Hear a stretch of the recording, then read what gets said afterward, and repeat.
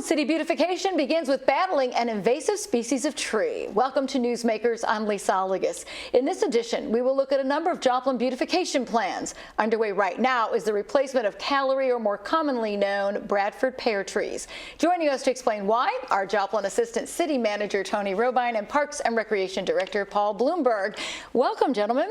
Thank you. Thanks for having us. Let's start with the pear tree issue. They look really pretty, but they're a problem. So, Paul, what is the problem with these pear trees? Yeah, I mean, these aren't the pear trees that you actually get nice fruit from. So these are the ones that smell really bad if you've never noticed them downtown. They're just a really invasive tree, and they're not the trees that were planted downtown, and just aren't the appropriate tree. Plus, they're not an approved city tree. We do have a tree ordinance, and that tree is not in that ordinance. So, we kind of, if we're going to have the ordinance, we kind of want to follow that ourselves. So, it was decided. We have systematically been taking out ones that have been dying over the years, but we had so many downtown that we decided that, we have Tree City USA money, and also Parks and Stormwater funds that we would like to do this as a beautification project. So, we decided to contract it out, and it's almost done. So for those who don't understand, though, what does it mean when a tree is an invasive species? It's not necessarily native to our area originally, right? But what does invasive mean? So invasive, and Tony's more of a native specialist than I am, but it's just a tree that will take over a whole area. If you've noticed, it'll just grow wherever it wants to grow. It's not something that you actually want. It's not a good tree for Missouri. It's very brittle. It's a fast growing tree. So a lot of homeowners like to buy it because then they have an instant tree within a few years. But if you've noticed during windstorms that Joplin gets all the time, it's not a good tree. It's not a hardy tree. So there's a lot of limbs that might fall, yeah.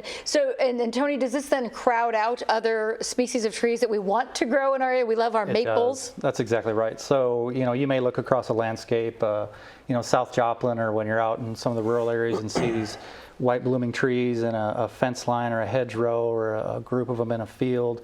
We do have native blooming species of trees. It could be apples or dogwoods or et cetera, but what you're probably seeing this time of year is the Callery pears. They're invasive and they grow in groups and clusters and just crowd out the native species. So you lose the benefit of having native plants and animals, the native food sources and seed sources to feed the native animals. So it just doesn't have a lot of wildlife benefit to it other than its original beautification intention. So it doesn't produce anything that nature really needs? Correct. And they do smell. They smell awful, by the way. We've heard about that. There are some here on campus, and students will say, what does that smell? Right. And it's the pear trees. Tell us also, though, when it does spread, I mean, it doesn't have to be replanted, like its blooms will then sort of the seeds spread on their own? The seeds get spread around by, birds the wind and animals and the wind, of course. Yep. And so it can just grow almost anywhere. Yeah, that's why you'll see them just literally growing up along the edge of a field or fence, unmowed areas, unmaintained areas. You'll see big thickets of them. They're really dense. They don't have a lot of value for deer and wildlife because they can't, get through or past or into those thickets. So why is the city choosing to do this? You said there was money available. Is this kind of one of the most obvious beautification things you can do? Yeah, I mean, obviously it's very visible to the public, especially being downtown. We also are, we're going all the way to 32nd Street, and not all those are pear trees, but we just, a couple of years ago we had a drought, and we noticed a lot of significant decay in the trees, especially downtown area. So we just thought it'd be appropriate time to go ahead and take those out, especially since we have the resources, and it is a beautification project. So and we have those every year. So this fell in line perfectly. So yeah. So what's the process? What are the trees that will replace the ones we're taking out? Sure. So we have a tree board, and the tree board, obviously we follow our tree ordinance and what we would be appropriate to plant downtown. And so what you're seeing now is the Japanese ivory silk lilac tree. And then you'll also have the snow snowberry crabapple tree, and it's a fruitless one, so I don't want anyone getting worried that you're going to have berries falling on the ground. No, it doesn't have berries. But these both bloom. We have pink, white, so you have a very pretty canopy. They only get about 15 feet high, but if you do pruning, which we do have an on-call arborist, we'll keep those in check. But they do have a much better fragrance than the Calorie pear.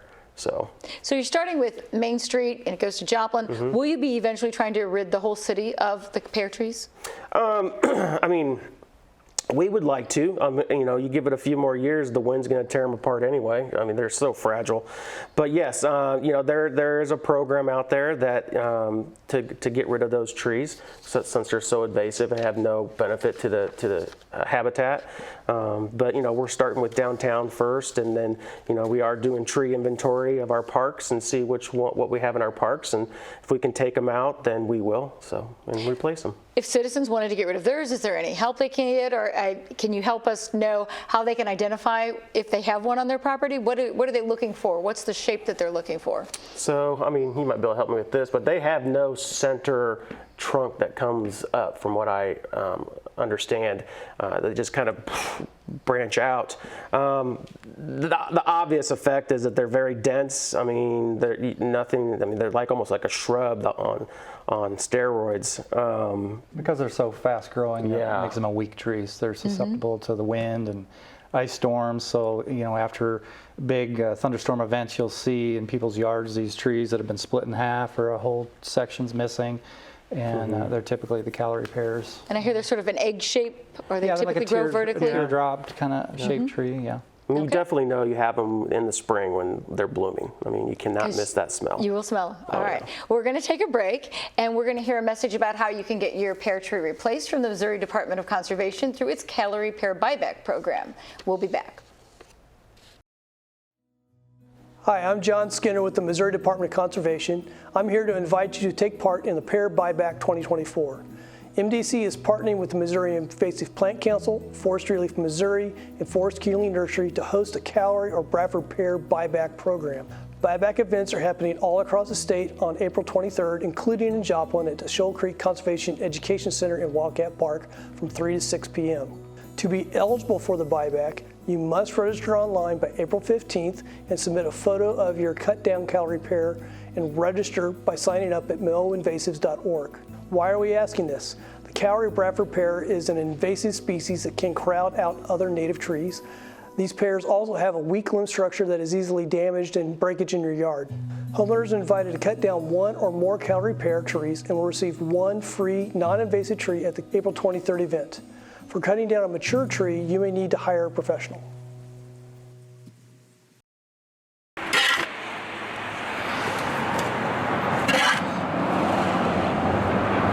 The scraping of shovels is constant as crews from Simpson's Lawn Care Landscape and Design and Install work to replace Calorie pear trees with different varieties along Main Street, Joplin. It all starts with a hole. We cut and removed all the invasive Bradford pear trees and then prep the tree wells. And what that means is removing all the contaminated dirt that those Bradford pears put off, thoroughly cleaning out the hole, bringing in brand new fresh topsoil mixed with a good compost. That's going to be great nourishment for the extended growth of these trees. Wheelbarrow full after wheelbarrow full to create a base of dirt. The base of the new trees are wrapped in burlap, which crews cut off before setting the trees, along with ties around the branches that kept them safe during transport. They're putting in Japanese ivory silks and spring snow crabapples. What we're doing is starting from 1st Street and working all the way through 32nd Street. If there's a dead or diseased tree, we're going to rip it up and put in a brand new tree. It takes several members of the Simpson team to get the trees in place and adjusted to stand straight. Most importantly, the appearance. We definitely don't want anything crooked or anything. We want everything straight up in the air. Back to you. We're leveling horizontally and vertically. Here we go. Now number. Then more and more dirt.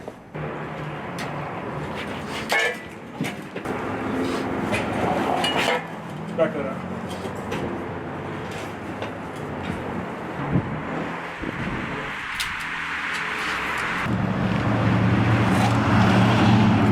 It takes about 5 wheelbarrows full of it, equaling 1 cubic yard, to support the tree. It requires all hands on deck 24/7, both on the street and off the street, preparing our trucks, getting ready for the next day. It's a very vital part of the business for sure. We're also doing the same thing for Joplin Avenue from 2nd to 8th Street. Total of 60 trees. More shoveling and more wheelbarrows full of dirt, but in the end, decorative trees that, unlike the Bradford or Callery pear, don't put other native species of trees at risk. Welcome back to Newsmakers, where we're talking about beautification projects in the city of Joplin. We're in conversation with Assistant City Manager Tony Robine and Parks and Recreation Director Paul Bloomberg. Gentlemen, welcome back again. Thanks. Beautification is something citizens apparently have requested at the city listening tours, and it's part of the city's action plan. So we've discussed the new trees downtown. Let's talk about other beautification projects. Tony, and what do you have in the works? Where can we expect to see some changes? So yeah, we talked a little bit about downtown trees, and when people think about beautification efforts, I mean, you largely think about landscaping and trees and big projects like that. But there's other smaller efforts underway. So as you mentioned, it's an initiative of ours, the Beautification Program. It expresses across all departments and projects to a certain degree, and it just depends on what we can incorporate into that program. So for a stormwater management type effort, we're digging out a drainage ditch area. As opposed to just digging out that ditch, it may go back with some decorative concrete, some decorative fencing along the road edge. It could be another program, a street effort of regrading a hillside so that it's be able to be reseeded and maintained in a better way. It can include gateway signage to the community. You've seen that going in different areas, some park signage improvements that Paul and his team have been working on. So it can take form a lot of different ways. So there is a gateway signage program. You have a design. Is that ready to go? When will that be implemented? And will it be in one place or several different locations in Joplin? So Patrick Tuttle and his group are working on gateway signage through the Convention and Visitors Bureau. Yes, there is a standard design that they've been developing. Paul's team's been working on uniform park signage, so gateway signs into the park entryways. As you're walking trails and throughout the park, you'll see different cueing and directionals. That's part of a beautification effort as well. So you have a project underway at 4th and Murphy. Tell us a little bit about that. You sent us some plans. Yeah, 4th and Murphy. I don't know if you're going to throw up some images there, but it's a beautiful program working in combination with Parks Department and Public Works to do some road improvements there, realignment. It includes curb and gutter. There's some trail and sidewalk interfaces there. There's multi-use pedestrian and bike trails that go through that area, connecting Landreth Park into the broader city biking and trail system. So this is one of our early, larger beautification efforts, flagship effort, the beautification program that should be under contract by this fall. Excellent. It's moving forward. So we've had a number of public art projects. Will we be seeing more of those, and where might they be located? Yeah, certainly at Mercy Park, there's the Rotary Sculpture Garden, which has been this huge success. I can't even remember how many sculptures are out there now. Maybe up 20-some plus. 29. 29. And we're getting a few more just approved by Park Board. So that's the most visible. You see private entities, downtown Joplin, other organizations doing mural type projects in the city on the sides of buildings and billboards and that kind of stuff. But then we have another streetscaping program that's coming online here that's under design right now as well at 10th and Main. So from 10th to 15th Street, there's a $3 million effort on a streetscape improvement, new sidewalks, gutters, trees, tree wells, and then at 10th and Main is a new greenscape, green space. It's not truly going to be developed as a park because there's a rail line that goes through there. But it will be enhanced with some benches and perhaps some trees and some gateway signage that tells you that you're entering into the downtown Joplin district, which is pretty awesome. Some photo opportunities because they're big letters that you could do, but then it also transitions to the south to the Midtown. So dual purpose signage there. How can that make a difference to people's perceptions of our city? Sure. So in that case, 10th and Main, it's an overgrown area. It's a stormwater collection area that just needs to be redesigned and redeveloped. It's right in the heart of our downtown. So there's something that we talk about called placemaking. So when you go to downtown, you'll see this beautiful streetscape, the new trees and the planters and the benches, but you'll see this new green space that has benches and trees and this big signage, and there's a photo opportunity that you can park and get out and kind of hang out, and there might be special events and activities there with Downtown Joplin and our partners. But it just gives you a sense of being somewhere in the city that's really cool and dynamic. It's in downtown, of course, all the shopping and retail. Do you think that helps in business growth, business development, or enticement when the streets and the sidewalks look good as well? Absolutely. If you think you go to Caroline's and get an ice cream cone, you could really go outside and sit in the park at the park area there on a bench, and it just creates a more dynamic and vibrant atmosphere and people outside and doing cool things in a cool place. Excellent. So if you go on your website, you'll see, I mean, if citizens wanted to add trees, are there rules about planting near curbs? If in neighborhoods they wanted to beautify things? Yeah, so as Troy mentioned, I'm sorry. Paul? As Paul mentioned, we have a tree board that reviews and approves the types of trees that can go in and what conditions they can go in, because you don't want to plant too tall a tree underneath a power line, for example. Yeah. But then Troy in our planning and development department works with our historic preservation boards and commissions, and they have certain criterias, planting in the downtown area, or public works, planting in the public right-of-way. So yeah, there's specific requirements for each one of those locations. So we also have like city codes that try to improve how a neighborhood looks. And there are some rundown houses and things like that. What are some things that, if there's a vacant building and in neighborhoods, are we trying to do things to kind of address those issues? Yeah, so we have a couple different programs in place now. One's just getting ready to launch right now, our community revitalization program, which includes a housing. If you remember, after the Joplin disaster, the Joplin Housing Assistance Program, we put over 600 families into new homes after the tornado. We're calling it JHAP 2, so that launches here on April 1st. Where we're offering incentives for homeowners and developers to build homes for young adults, young families, seniors, on and on to purchase and acquire. We've got a demolition program through the ARPA funding we received through the state, which identifies dilapidated homes, runs those through a building boards process to take down the most hazardous public safety type homes that are in disrepair, and then replace them with modern infrastructure and housing. Now, I know you have a limb drop-off program running again. How does that help with the city's appearance when you say, hey, limbs do go down, people's yards are full of them? Does that help to? It does. It's a very popular program. You can take your limbs to the Lone Elm location up at Schifferdecker. We call it the 40. You can drop your limbs off on there. There's certain times you can do that. You'd have to get on the Joplin website and see it's those Saturdays, Fridays, and Saturdays you can do that. But people, we don't allow burning brush piles in the city largely, so people need a place to bring debris, especially after thunderstorms and events. Paul, talk to us about the parks this summer. Will there be any improvements specifically in the beautification world at the parks themselves? So, you had mentioned earlier the park signage. We have 5 different parks that we're adding signs that'll be the same as what you see at like Ewart, Par Hill, Leonard Park, Humphrey Park, nice brick. Grand entryway signs going in. So you'll have a new one that goes into Schifferdecker Park, one at McIndoe Park, one at we have another one at Wildcat, which has never had a sign out there at Wildcat Park, so that's going to be awesome. And then also Senator Ron Richard Memorial Park, formerly known as Campbell Parkway. We're putting in 2 signs over in that area as well. And people can drive by them now. They can start seeing the structures going up, so that'll be huge. And we'll have landscaping that goes around them. But it's like our typical planting and maintaining season. We're out cleaning flower beds out, starting to put mulch down. New playground mulch goes in at this time of the year because kids are hitting the parks heavy. Right. So all those beautification efforts. We are going to be adding some outdoor games, permanent outdoor games to Cunningham Park with a partnership with the Leadership Joplin class. Cool. So you'll see that in there by June.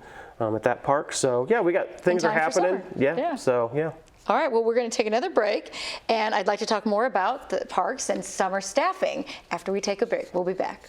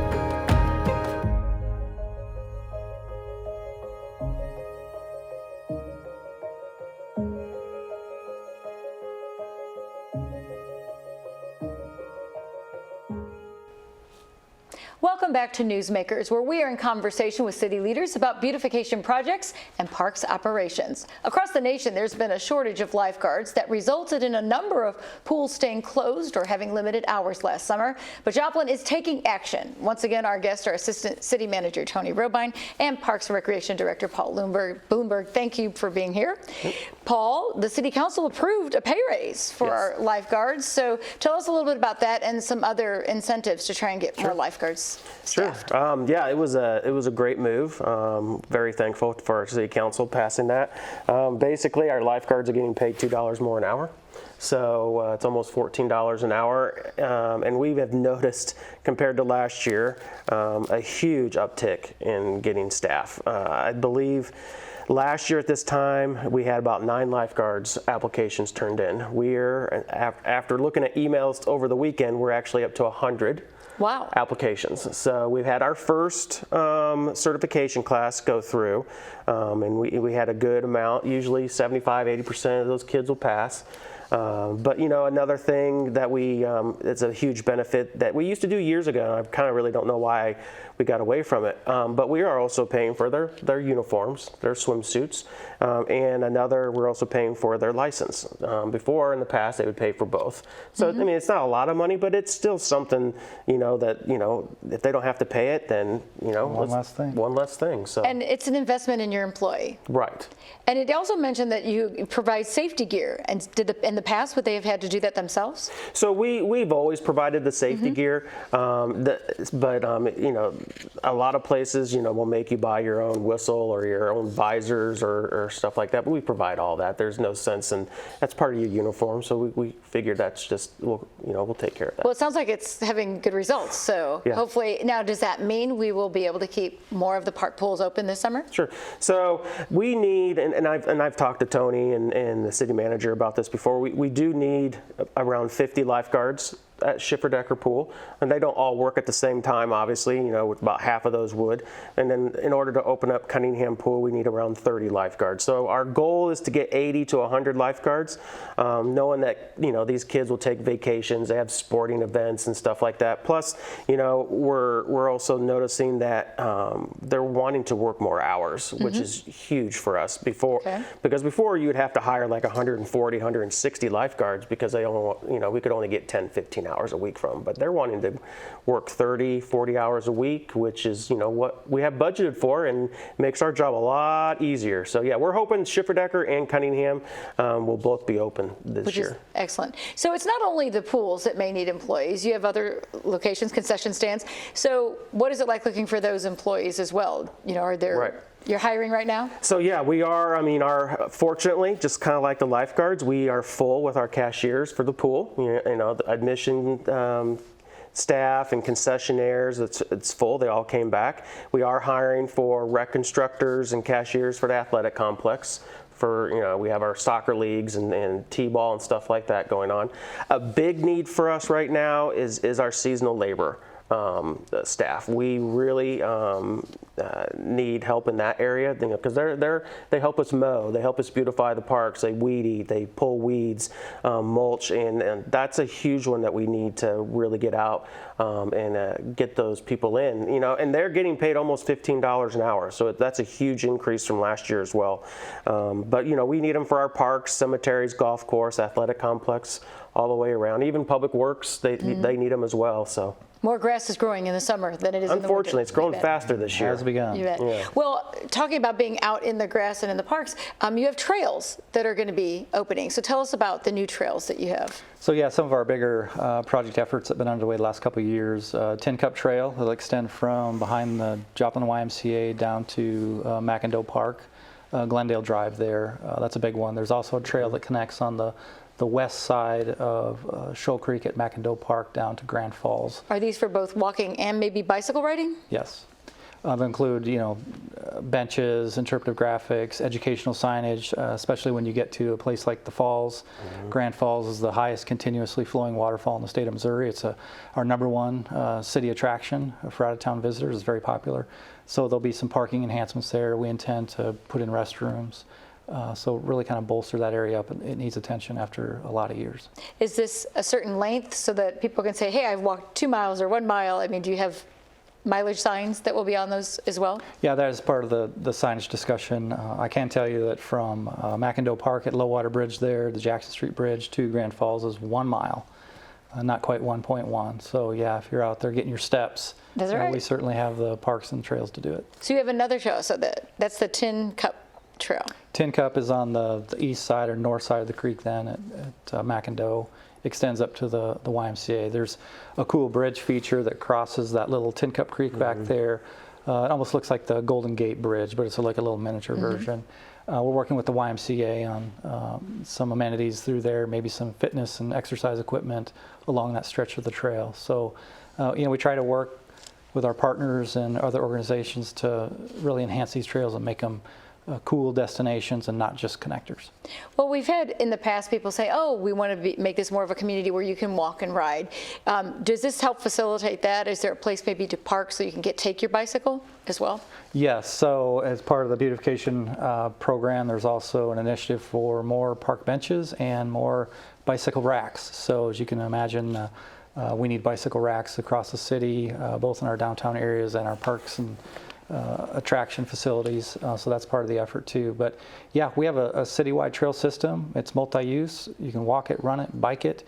Last I heard, there was over 40 miles of trails in the city, and that number's probably a little dated now because we've really put an effort in the last few years. If somebody wanted to find out where all those trails are, where would they look? Tell us. You can go on the City of Joplin website, and you could even put in the City of Joplin Master Trail Plan. It would pull up that map. Excellent. Well, thank you both for discussing all the beautification projects and all the things to do in Joplin. Thank you. Thanks. And that wraps up this edition of Newsmakers. I'm Lisa Allegas. Thanks to our guests, and thank you for watching.